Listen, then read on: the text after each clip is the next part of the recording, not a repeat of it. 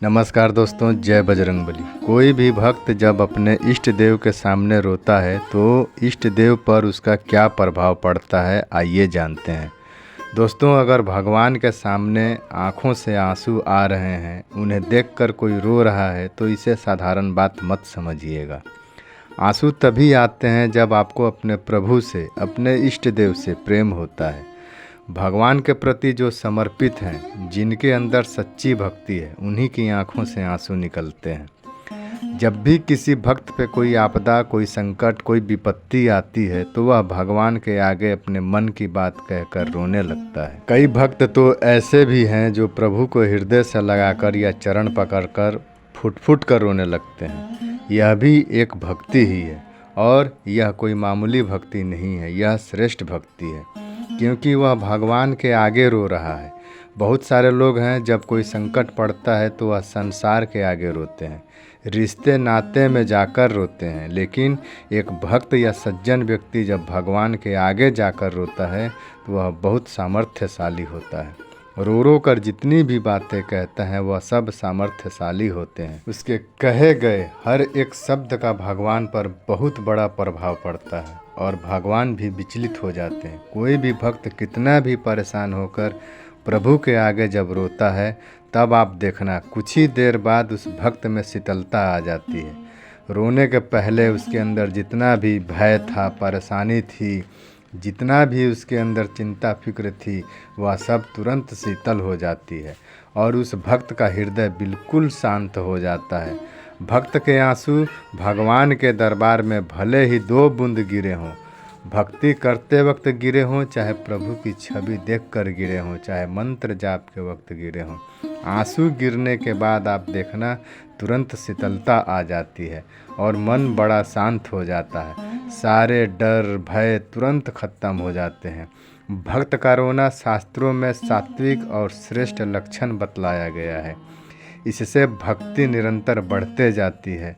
ऐसी भक्ति के बारे में शास्त्रों में बतलाया गया है कि इसे छिपाकर रखना चाहिए, कभी किसी को बतलाना दिखलाना नहीं चाहिए।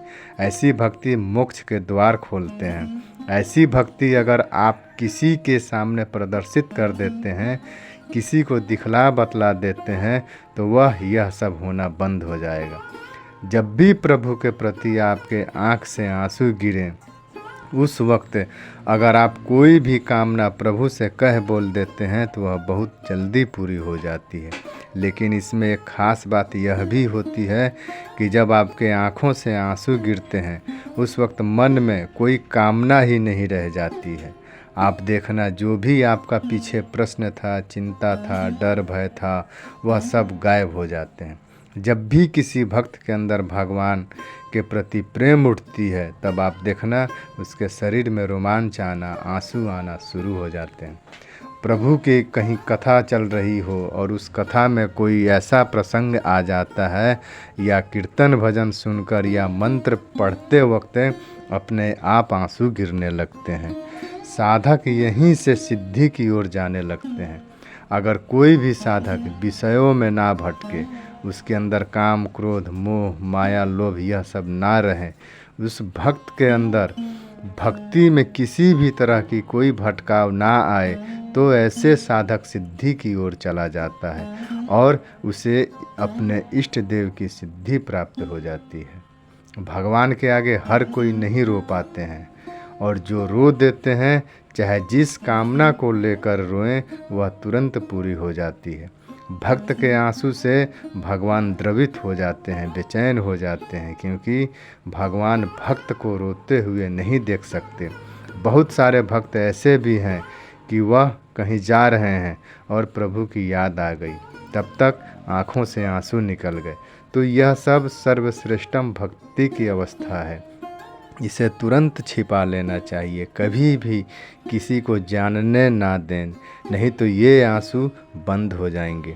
प्रभु आपको आकर्षित कर रहे हैं, आप सिद्धि की तरफ जा रहे हैं। आप किस्मत वाले हैं जो प्रभु ने आपको ऐसी श्रेष्ठ भक्ति प्रदान की है। इसे हमेशा राज ही रहने दें, कभी भी किसी के सामने ऐसी भक्ति को प्रदर्शित नहीं करना चाहिए। जय बजरंगबली।